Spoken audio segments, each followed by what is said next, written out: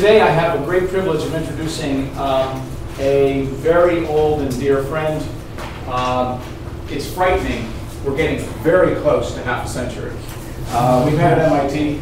Joe was a senior when I was a freshman, and it's a person I've always looked up to. And over the years, I've followed his career. But there's so much going on, I will read it. But he got back in contact because of an article that he wrote that was published in Forbes magazine. We need a climate miracle, could the new nuclear provide it? And that immediately began a conversation with Joe and myself that's been going on for several months. And I said, by gosh, we've got to have him out for a colloquium. Joe is a senior fellow with Senator John Heinz Professor of Management Practice and Environmental Management. There's this word that begins with R. I'm going to omit it because we simply don't retire around here, Joe. He teaches at the Harvard Business School MBA program as well as Harvard University's Executive Education program. In addition to being a senior fellow at Harvard Business School, he's a faculty fellow, University Center for the Environment. He's done many, many things in his career. He was the president of Wildfire Communications, telecommunications software venture backed by Matrix Partners and Greylock Partners. He was vice president of Teradyne, which is a New York Stock Exchange listed company, and member of its management committee. He began his career at MIT as an assistant professor and an instructor and received all his degrees at MIT. So without further ado, I'm going to turn it over to Joe, who's going to give us a very provocative talk. Thank you.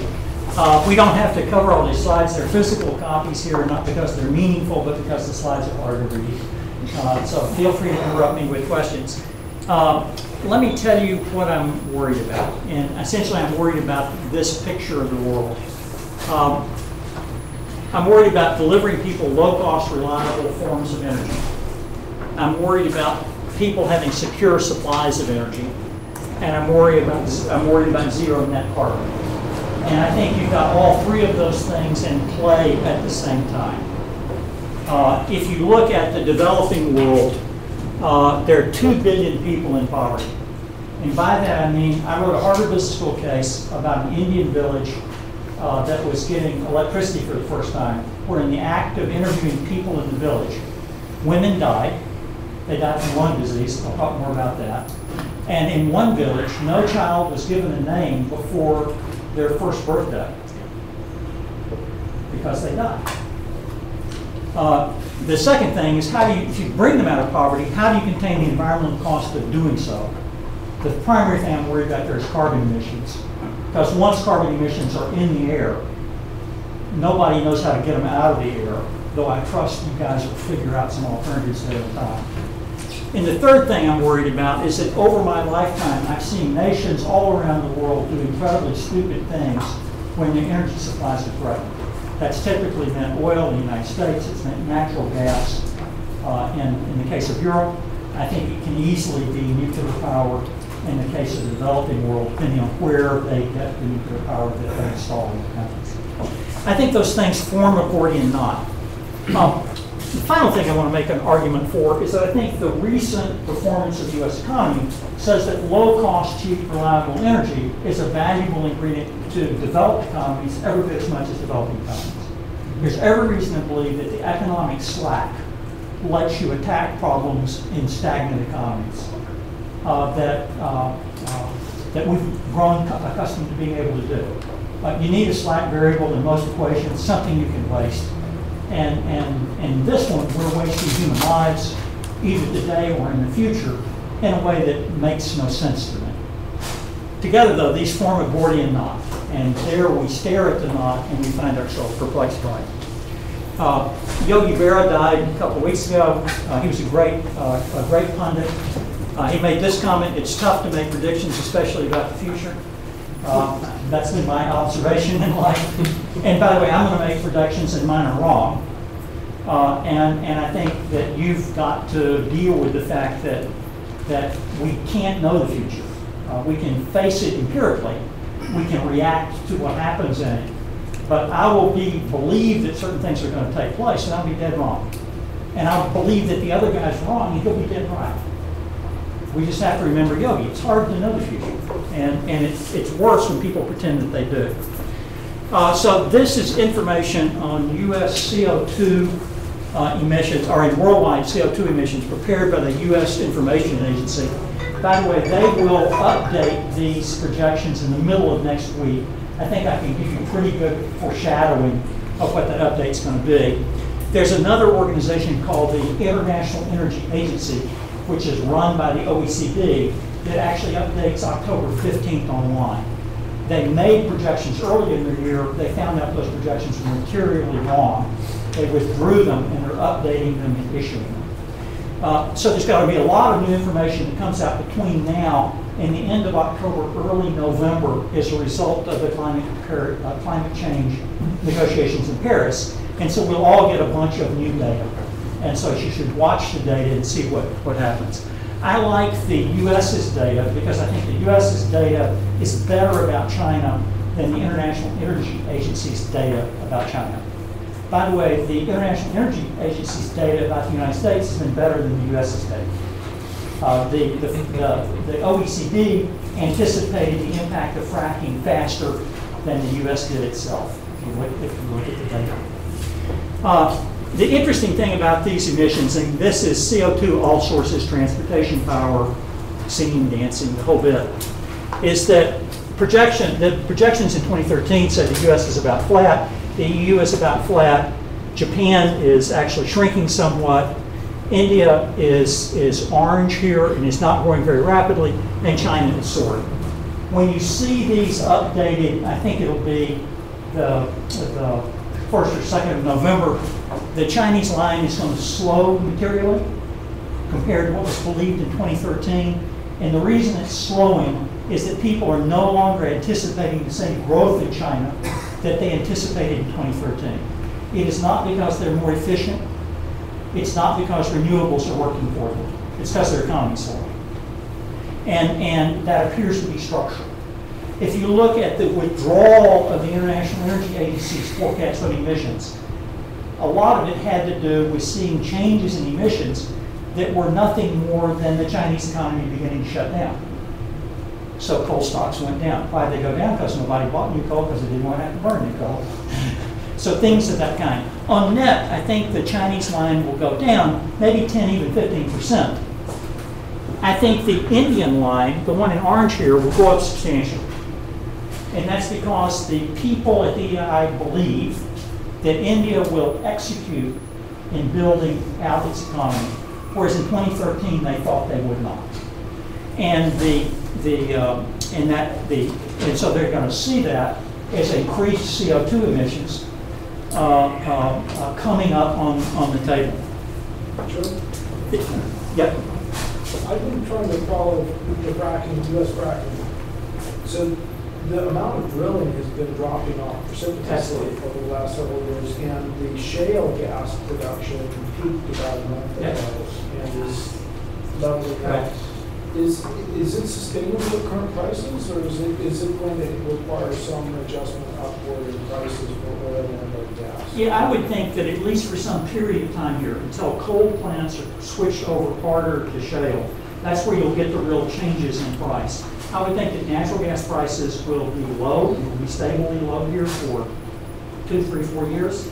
I think oil prices will go down before they go up. And I say that with a Texas accent.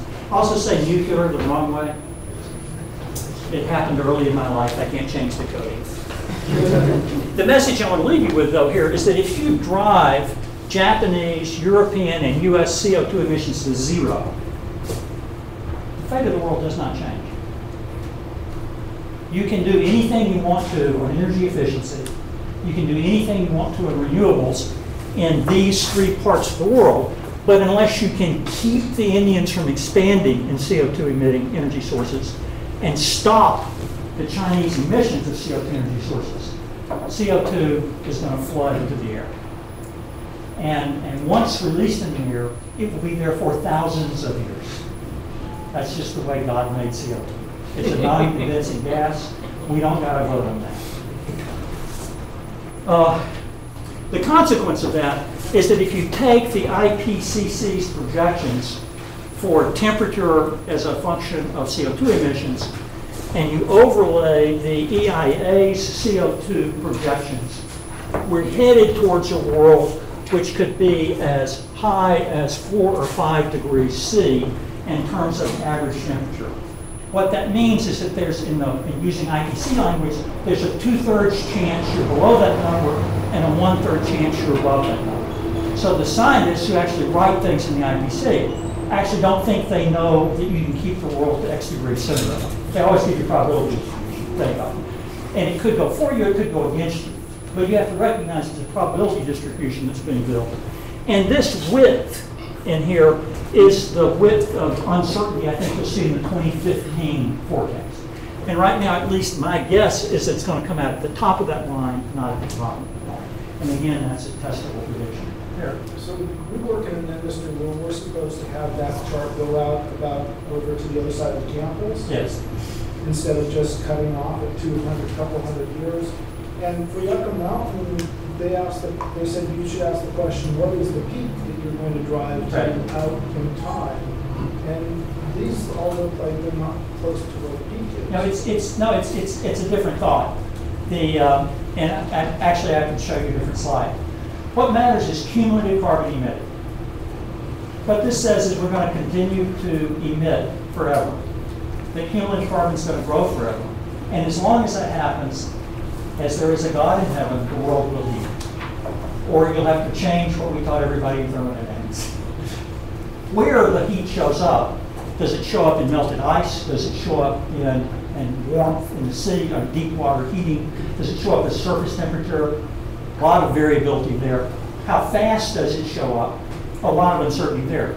But as long as the CO2 accumulates, it will heat. And at least right now, no one's agreed to do anything but let it accumulate forever.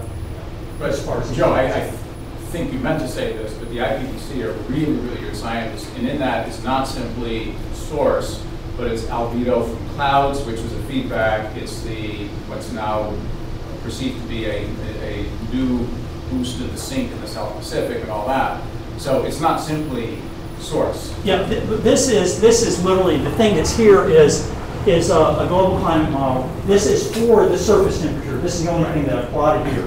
If you wanted to control deep ocean heating, if you wanted to control alkalinity, aragonite fixing, if you wanted to control surface temperature, actually with 3 variables, you're even allowed less cumulative carbon because you run up against the stop someplace else. So, in my opinion, and it's again my opinion, I think that these guys don't know what they're talking about as you get to these temperature ranges. You're so far beyond what we know about. I am not confident myself you can predict the biological consequences or the economic consequences. Some people believe they can. I don't happen to think so. I just think we don't know. So let's look beneath the covers here. Why are we doing something that appears to be at first glance insane? And let's look at where the energy comes from. This is in gigawatts of capacity. The other thing was in terawatt hours of it was essentially power coming out. This is just capacity. And this is faceplate capacity. The dark line is 2010, so it's a real life historical number. The green line is the forecast of the EIA for these reasons, rationalized against approved licenses. So that they're not just running computer models, they're trying to say, will India really build this many plants? And they look for the signals and the tea leaves about that. So the U.S., at least in 2013, they thought the U.S. was shifting strongly to natural gas.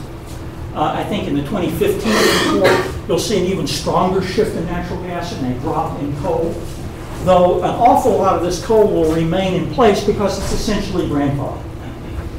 It won't go away. It's the politics of the local world said, I'll keep this plant open, I'll shut down this other one. There are some wind and solar being built without a doubt, but it pales in comparison. And again, this is for electricity, not for all forms. This is just electricity here. Pales compared to natural gas and coal. And again, if you looked at the utilization levels on the natural gas plants or the coal plants or the nuclear plants, they might be numbers like 90%. If you looked at the utilization level on the wind, it would be maybe 35%. On solar, maybe 15%, so they would come down. So it's a little bit, you just understand. If you don't understand that, see Pierre understands. If you go to China, China's doing a lot in solar, a lot in wind, a lot in nuclear, but oh, by the way, it's a coal economy. And I think we're going to find out on next week that they're going to do a lot. This line for nuclear is going to nearly double. And this line for wind is going to nearly double, and this line for solar is going to nearly double. And the coal line is going to be about the same. And that means they burn coal. And in Europe, they burn a whole bunch of different stuff. They're anticipating bringing wind into Germany from the North Sea. But they've got a bunch of different coal sources, energy sources. The other thing I want to point out is that this is 300 gigawatts. This is 600 gigawatts. That's 1,200 gigawatts. China is the game in all this. Yes. What's included in liquids? And it's primarily burning diesel oil or crude oil for power. It's also, it turns out it's cooking fuel and some other stuff that they pick up. But the thing I want to point out is that China is a coal-fired economy. A cynic might say, and this I don't think this is true, but it's kind of true, that they're going to have a green economy for exports, a brown economy for domestic consumption, and a brown economy for exports to the rest of the world. So they want to ensure they've got, and by the way, I believe they can execute. The U.S. is going to have an energy-intensive economy, and nearly anything that's energy-intensive is heading out of the And I don't think that necessarily means that the only jobs there are museum guides and hostel operators. But certainly most of the jobs associated with modern industrial economies become more and more difficult to execute in Europe because of these things. Let's look at India and China. India is lagging China. If you think of population, there's 1.2 billion people here and 1 billion or so people there. So China is got a lot of folks, and India's got an awful lot of folks too. If you look at the scales here, it's 250 versus 1,400. The Chinese can build stuff. The Indians cannot build stuff. A bunch of political reasons, a bunch of cultural reasons. But I've met no Indian responsible elected public official who doesn't think he wants to do what China's doing as soon as they can do it. And by the way, they appear to be doing it the same way, if anything, slightly more coal intensive. These guys are beginning to scrub their coal plants. These people have yet to scrub their coal plants, and we'll take a look at that. Why does India want to do that? This is one of the great social achievements of my lifetime, something I never would have forecast. This is the percentage of the population living in abject poverty. It goes, in the case of China, from 80% in 1981 to 20% today. Achieved at an incredible loss in civil liberties, but achieved. And a massive achievement compared to what Brazil's been able to execute and what India's been able to execute over the same periods of time. What China did was classic development work. It mobilized the population to relocate to cities, and then it brought power to the people. Actually, that's wrong. It brought the people to the power. It brought the people to the power, I guess is the right way to say it. If we look at the standards of living that come out of that, this is things my students never understand. We're at about $50,000 a year here in the United States, purchasing power equivalent. In China, about $11,000 a year, about $5,000 a year in India. If you look at the distribution and across the economy, it's even more highly concentrated in terms of very rich people and lots of poor people in China and India than it is here by a long shot. Yes? So I saw for at least China, the Gini index went up. So Absolutely. Even though they pulled lots of people out of poverty, does that mean that wealth has become even more disparate? Absolutely. And concentrated in local cities and coastal cities and the coastal strip, and even creating more and more political tension inside the society. The other thing that's not perhaps as well understood, and these are the public health statistics for these nations. And this is World Health data, 2013 analysis on 2002 data. By the way, there's new data available from Lancet, which will be published in 2015. And I think I can make some comments about that. But if you look at the 2002 data, the number of absolute deaths, premature deaths, accelerated deaths, early deaths due to pollution of 3 kinds was highest in India and second highest in China. Those deaths came from diarrhea. That's typically dirty drinking water, or you had clean drinking water and you screwed it up. Poor sanitation. The second cause is indoor air pollution. That's heating and cooking fuels. Okay? And then the third is outdoor air pollution, which in the case of most of these countries tends to be coal with a bit of biomass burning. Most of these countries that we'll be talking about don't have large automobile populations, so it's not smog in the American sense of the word or the Parisian sense of the word. So I'm at a meeting at Harvard, a bunch of public health officials. Harvard's got a very school, public health and medical school, stuff like that. We're with a bunch of regulators, public health regulators, and we said, did you know you had air pollution in Beijing? The guys knew. and in essence, and we think it's a good trade-off. Why is it a good trade-off? If you look at it on a per capita basis, China's achievement here is overwhelming. What they've done is moved people to cities, given those people industrial jobs, produced great wealth. With that great wealth, brought in water, cooking, and have decreased the amount of indoor air pollution in exchange for more outdoor air pollution, and a dramatic increase in health. So the thing you should remember is that dirty energy beats clean energy, beats no energy. And clean energy is better than dirty energy as soon as you can afford it. And the big drive that the Chinese are on next is this indoor column. It's actually not outdoor air pollution. It's only recently that the political power and the Gini coefficient has made outdoor air pollution a bigger target. The public health is from heating and from cooking with biomass and with coal. And that's actually what they're working on right now. And a lot of that is being attacked with things such as synthetic natural gas, where you gasify coal, which actually produces 2 to 3 times as much CO2 per unit of energy as just burning the coal. But it does solve the public health problem that comes from being indoors if you can let people either get LPG or turn on a fire. This is cool. This is 2012 data, not gathered by the host countries, but gathered by the World Health Organization. And these are the 20 worst cities for 2.5 micron particle pollution in the country. And what hits you about? India. Chinese are rich enough to bitch about the air quality.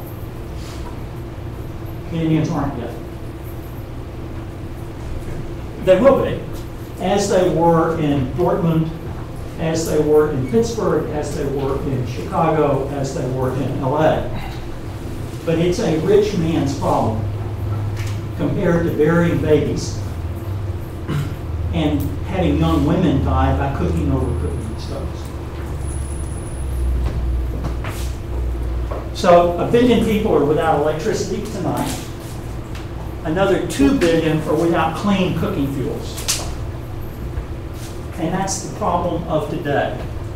And so you know my bias, I'm more worried about that problem than climate change.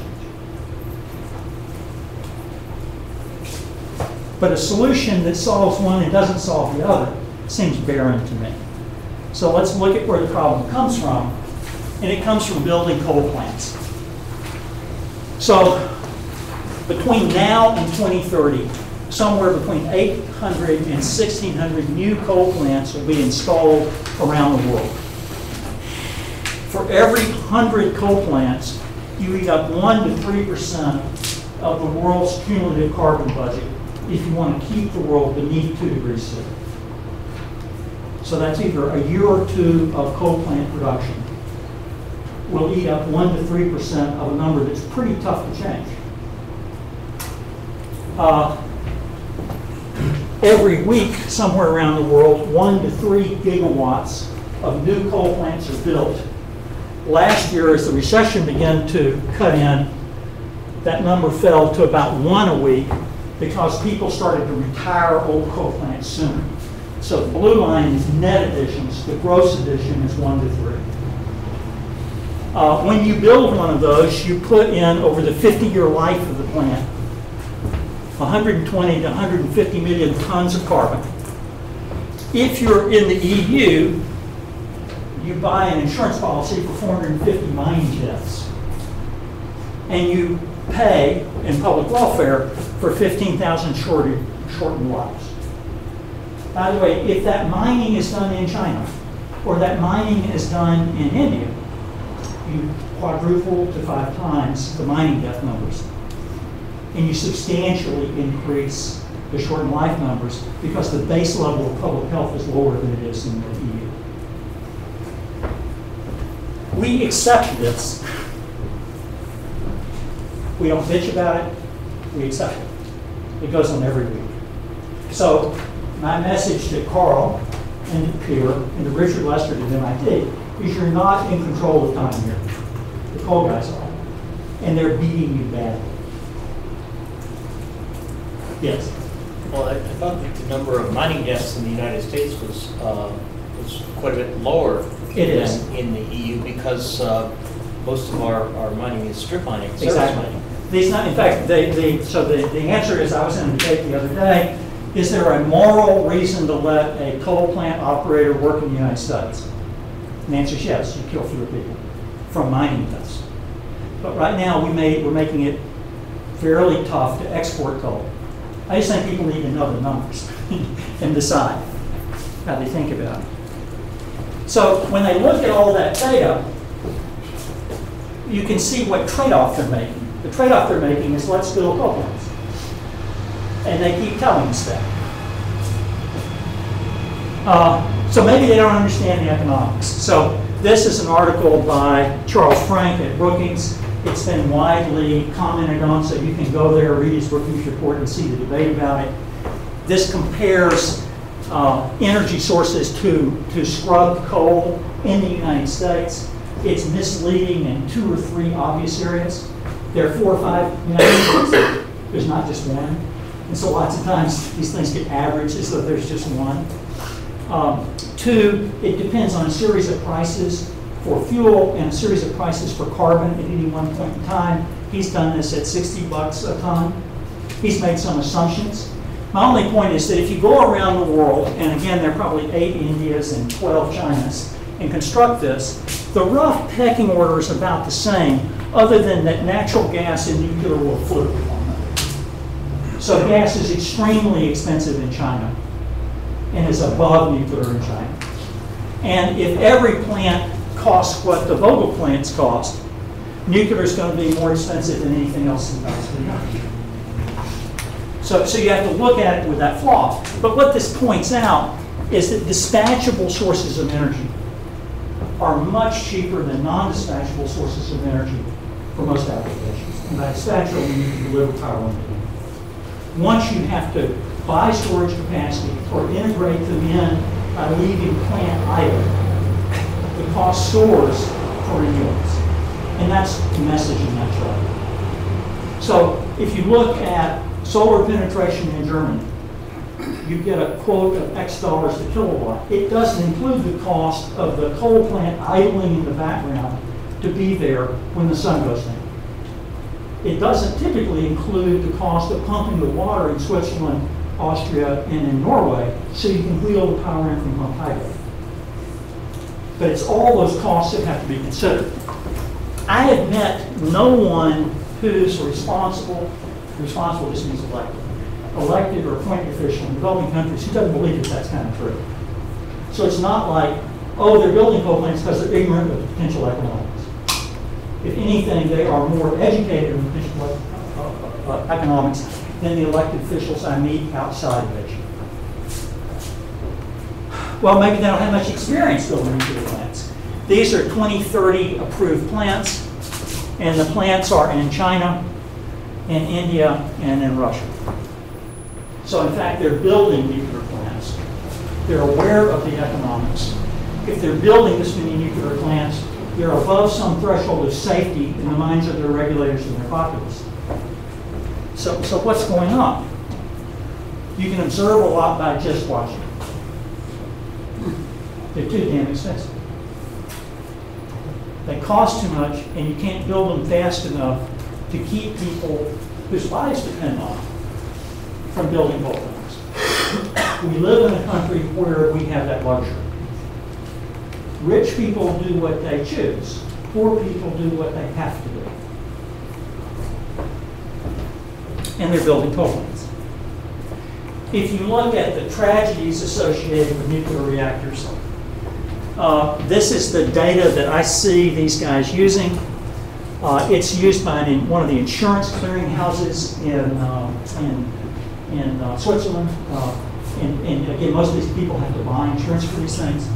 And you compare the deaths, fatalities across the different energy sources. Inside the OECD countries, there just haven't been deaths. 31 are reported in the official statistics of both the FSU and the Ukraine. In Chernobyl, there's a guy named Jack Devaney who did a different count. He says 75. But that number pales in comparison to 30,000 from failed hydro dams. It pales in comparison to 25,000 largely in coal mining. And these guys have the same data. You can get this data. And it's available online. They're insurance guys. That's what they do. They have these beliefs about Chernobyl. And Chernobyl's the thing everybody talks about. 106 severe radiation deaths, 15 deaths of children and adolescents and they think 6,000, that's incremental cases of thyroid cancer. Controversial evidence of learning impairment due to fetal exposure in a paper in Sweden. Very limited evidence of longer-term increases in leukemia in the samples that are there. The language used by the IEA here is the language I would steer you to. You can go to World Health Organization, you can go to the nuclear regulator of your choice. They both say about the same thing. Namely, they agree here, and most think there's little evidence of radiological health risks from low-level exposures. And certainly you've had tremendous economic impact from Chernobyl. I think a thing that is worthy of people doing work on is how often do plants fail. So I've done reactor years because that's what business guys can do. And if you use the International Nuclear Event Scale and you say how many reactor years that showed up at 5 or greater, that's Chernobyl and 3 Mile Island and a few other places, it's about once every 3,000 to 4,000 years. If you say reactor level 4 events, it's about once every 500 years. And so that means if you build out a lot of reactors, you're going to have failures. By the way, there'll be tragic failures.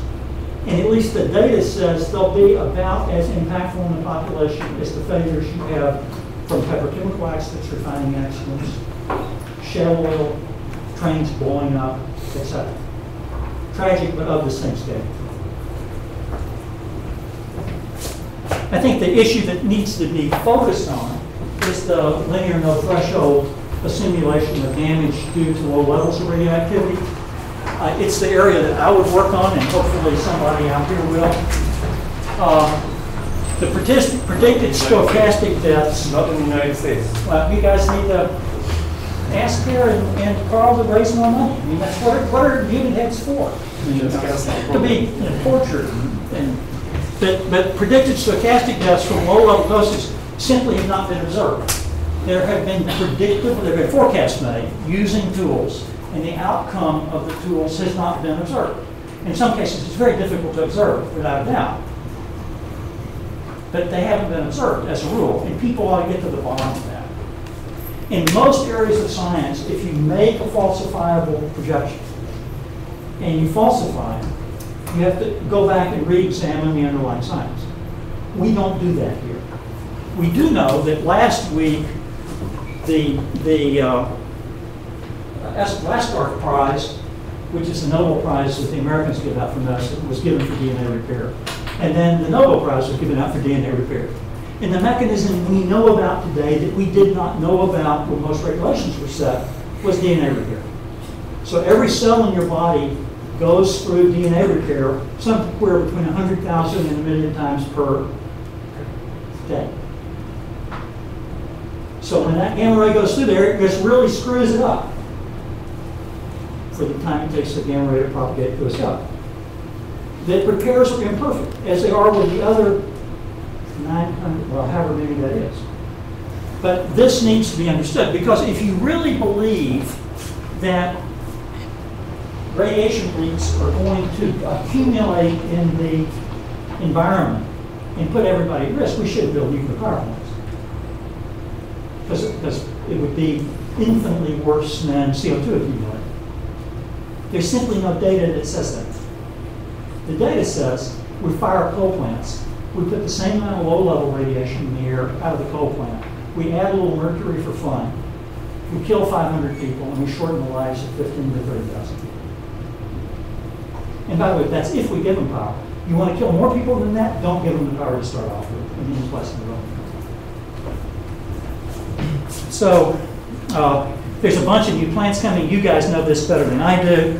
I've just picked one of these. This is a plant that I know you guys have talked about student projects on. And this is from Pier. And it simply shows the tons of steel involved in a particular design. Again, when it comes to cost is not what matters. What matters is the bill of material. What's the stuff the thing's made out of? And how can you manipulate the stuff? And there's a series of new designs that have a lot less stuff in them. And that's a thing that's interesting, because that's a change. There are obviously many different kinds of reactors. There are pluses, there are minuses. I have no idea which ones we should build. That's why we have you guys. I do know that high temperature is better than low temperature, because I did throw in. I know that low pressure is better than high pressure. And I know that many fewer moving parts is better than lots of moving parts.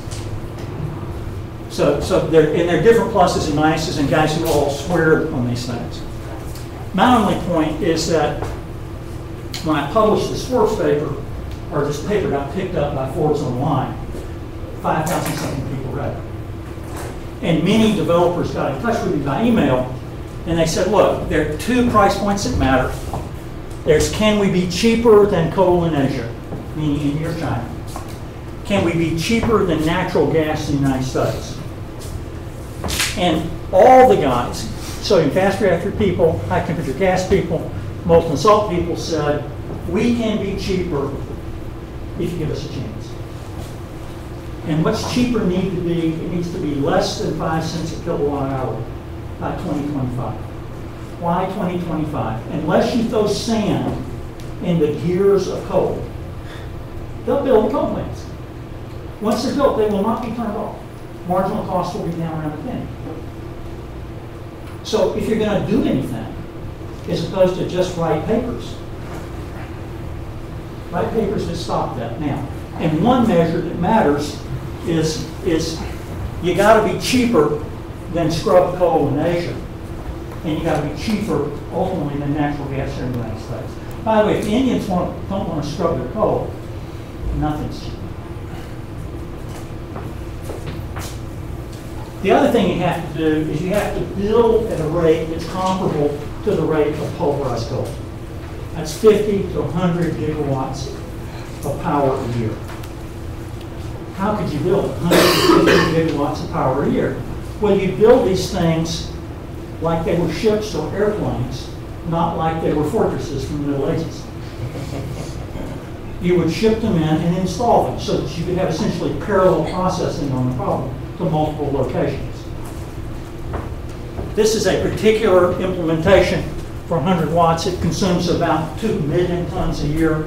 To put that in perspective, in a plant the size of the Seattle Boeing 47 plant, you could make 100 gigawatts of reactors. In a plant the size of the Toulouse plant for Airbus, you could make 100 gigawatts of reactors per year. And you got to do it by 2030, because if you wait to show people you can deliver in volume, they will build the coal plants. So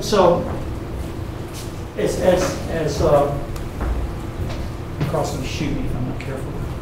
So what do I believe? I believe that the Chinese and Indian guys want the same standards of living for their people and public health and economic well-being as Americans and Europeans.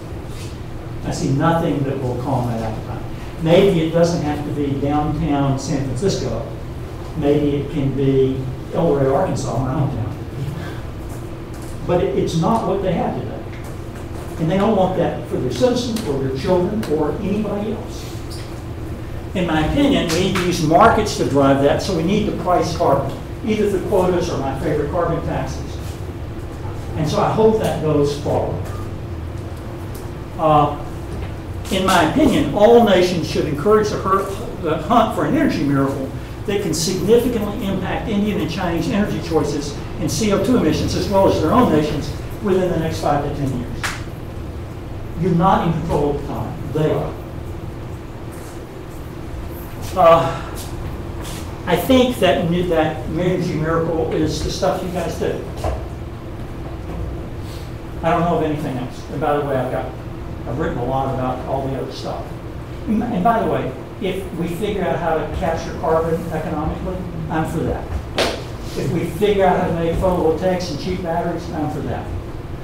But we need a miracle now, not a miracle after the plants are built. And the only people who have that card in their hand are you guys. So when you come to a fork in the road, take it. Yogi always gives great advice. So what I want people to do, I want you to let private markets finance all this, because I think if you ask the public market, the government to pay for it, it'll dissolve in political rhetoric everywhere around the world. So the problem I'm working on is how to get private financiers to do this. To get private financiers to do this, I think you have to let people rapidly iterate their designs. And in essence, I think that means doing research in this area or development reactors in this area like you do for airplanes and like you do for drugs. You build things, you test them. If they pass, you move to the next stage. In some cases, you may decide it's better to simulate than to build, but in most cases, in drug development and airplanes, they build. And then they iterate rapidly. To do that, I would set up multiple reactor test facilities around the world. Someplace in Asia, someplace in the United States, someplace in Canada or Australia where the EU does testing because it just doesn't have land to do it. And I would let the host nations in those countries decide how to administer those facilities. I would hopefully put them in competition with one another, like the competition that exists in drugs. Where Singapore says, hey, we'd really like to have that industry developed here, so we'll give you the following incentives. Or in the case of China recently, they're going to let the prototype reactor from TerraPower sell its power from the prototype, a thing you can't do in the United States. But I would let you do the testing independent of the licensing. So a guy could test and develop at Hanford or Idaho or Savannah River or Oak Ridge, and then take his design to that part of the world where people need the solution to get it licensed. Do I think that will make a race to the bottom? You've got all the international controls to keep that from happening. I think it gets some shots. I think what we've got right now is a race through the bottom, underneath the bottom, into the dirt. For sure.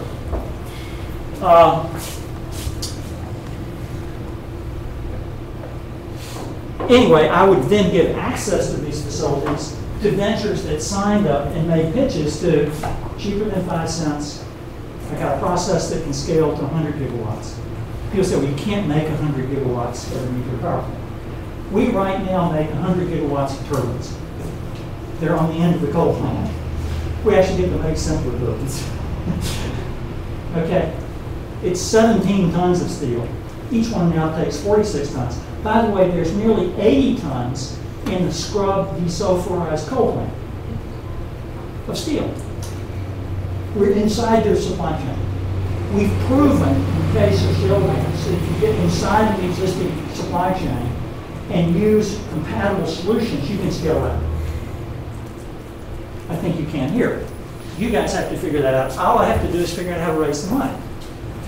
It's easy to raise the money if you got a clean pitch. And right now we've got a disaster for a pitch. We have to license it, then test it. We can't test it in stages. And oh, by the way, in the United States, when you cut all the way through, it's got to be a light water reactor on top of that. And of the light water reactor guys, none of them called to say, hey, I can get underneath all those prices. The price, I think, for NuScale is $5 a watt. I believe that the Koreans, I believe this, do not know as a fact, the Koreans can probably make stuff for $3 a watt. They're very, very disciplined. By the way, if they can get this done, power to them. All I care about doing is getting rid of the emissions. So what do I want you to do? I want you to nag everybody you know, to everybody who's going to COP21 that you know, and tell them nuclear's got to be in the middle of the solution.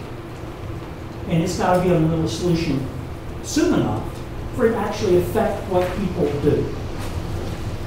And if you look at that Gordian knot, I don't know what will cut it. My best guess is new nuclear. For all I know, some other invention will come along that does it. But the thing I want to leave you with is it wasn't the sword that cut the Gordian knot. It was Alexander that cut the Gordian knot. So I don't cut the damn knot. Please cut the knot. And I think the entrepreneurs are our best shot at disrupting a system that is so used to the world as it was, as opposed to the world as it needs to be. Anyway, if I can help, give me a call. I'll be glad to answer any question we have in the ring. 2.3 minutes.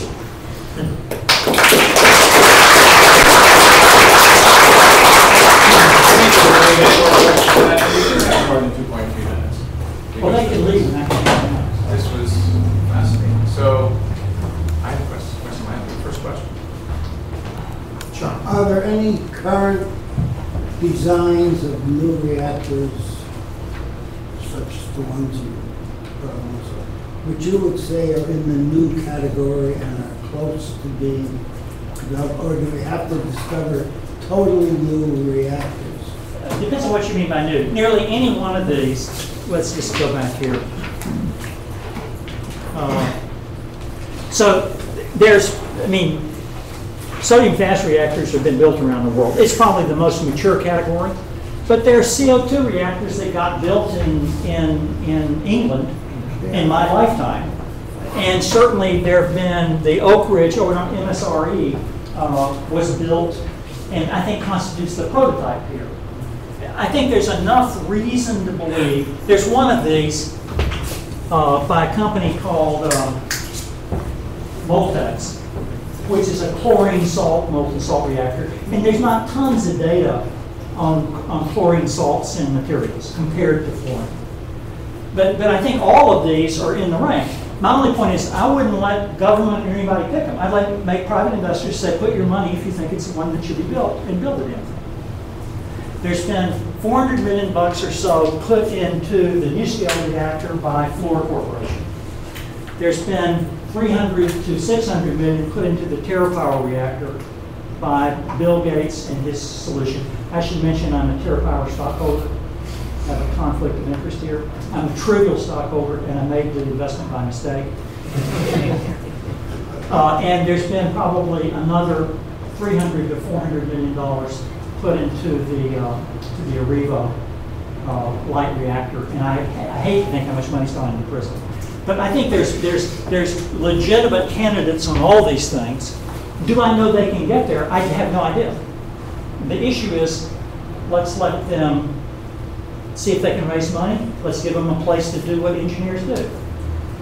So there's a significant longer discussion, but somebody has to take the waste. Absolutely. And that is a disincentive for entrepreneurs to invest. Yeah. Because you need to have, and DOE has those capabilities to store and ultimately to places for disposal. Yeah, all of the guys I've met here have a waste story. Okay, and typically and it goes someplace. I mean, the most complete waste story is the Prism guy's waste story, right? And he's had years to work on it. But again, I would leave that to private investors to decide if they could come through. So far, in raising money for these early ventures, the only reason waste has come up is a way for them to start burning something in their reactor that lets them sneak through the regulatory system faster than if they do it some other way. Right? And again, and we're dealing in a world where NuScale has raised $400 million. TerraPower's raised $400 million. By the way, probably nearly 800 of it from them. And that's tough.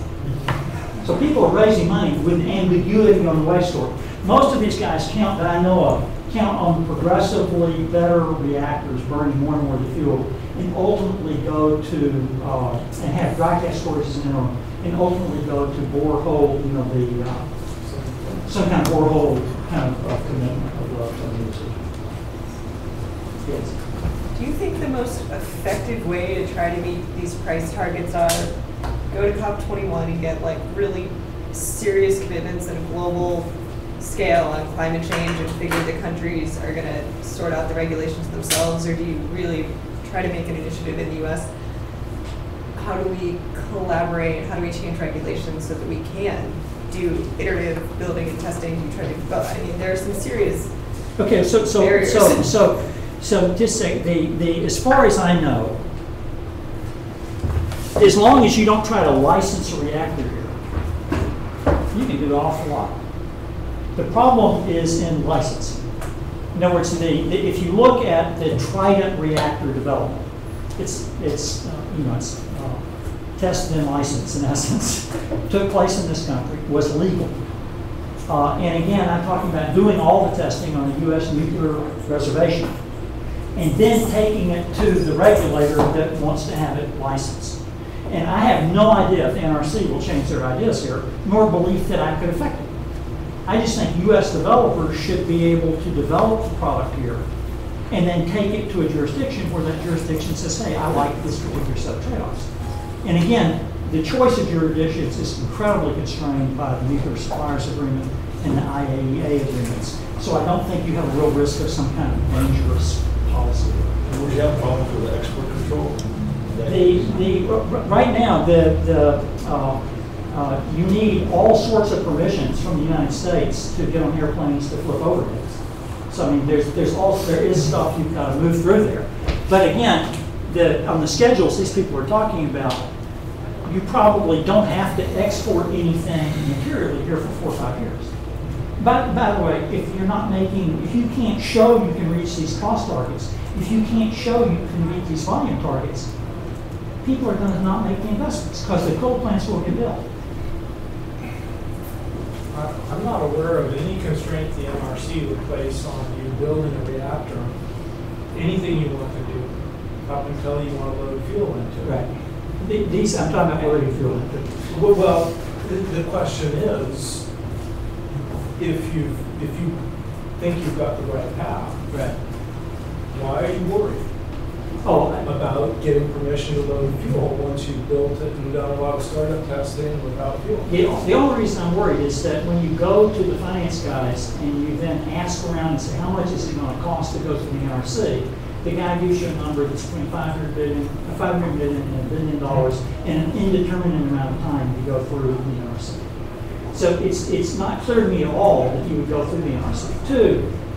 To fuel a reactor, even on a military reservation right now, has been outsourced from the DOE to the NRC, but that's purely an administrative decision that could be changed by a secretary. It's not an act of law.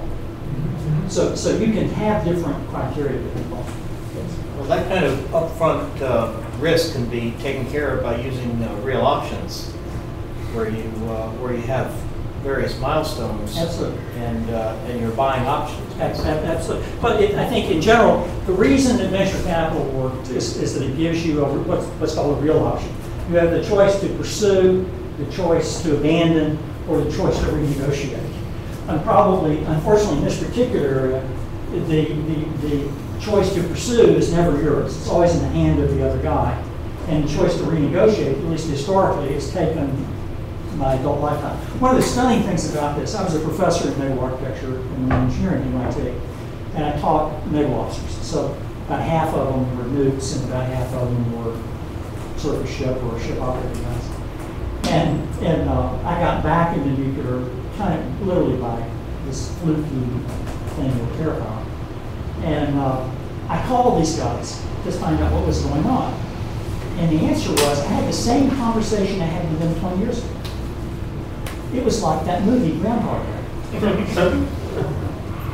And these were some of the brightest guys in my classes. So I think an awful lot of this has to do with the unpredictability process. But the way around that is to have, you can go to the plant in Malaysia, or you can go to the plant in Canada, or you can go to the plant in the US, like they shop for drugs. And then some guy says, wait a minute, I think I'll make a little bit different rule here. How about the plant floats and you haul it to wherever you can get the fuel of it? Yeah, to the answer to that, and do I have the technology? Do I have the technology here? I don't know how to do this. Back up. I need a slide that's hidden. So there are a number of these programs which are based on the idea, because they're modular, that you would build a non-nuclear prototype somewhere, and then you would bring people in to look at the non-nuclear prototype, and then you would move that non-nuclear, by that I mean electrically heated, like Jose's machines, electrically heated prototype. And then you would physically move that prototype to the jurisdiction of lead and fuel. So there are people who've gone far down the scheme. There are people who propose building islands in the North Sea. I'm looking forward to more discussion. There's a bunch of different folks that are out here. And the answer is I would keep the straw out of the taxpayer's pocket. I'd make private markets make the argument. But I give them a place to do the test. And in the test, I give the priority guys who solve the problem that society has. And the problem that society has is energy poverty and global warming. And I think you need to cut through that. And if you don't cut through it quickly, it's a mess for you guys. I'm going to be dead. You guys can deal with this for a long time. Justin. So if you take your preferred idea with the host country, it feels like the list gets pretty short pretty quickly. Yep. Figure there's maybe like $1 trillion to be gained for whoever develops, 500 plants or something like that. I have a case about that. Something like $1 trillion. So it feels like Russia, China, I think I'd rule out India. You mentioned South Korea. Singapore, Feels, Korea. It's anybody who wants to operate a Korea-style model, where you would manufacture in one location but install around the world. And for most of these plants, the high temperature gas plants or the small sodium fuel plants, it's conceivable to think of moving these in fairly large blocks any place you've got water. So you think that the host country could potentially be like a democratic country, part of the community? Korea, Singapore. I mean, this is one of those things where, can I not have this recording? Oh, Place a dictator when you need one.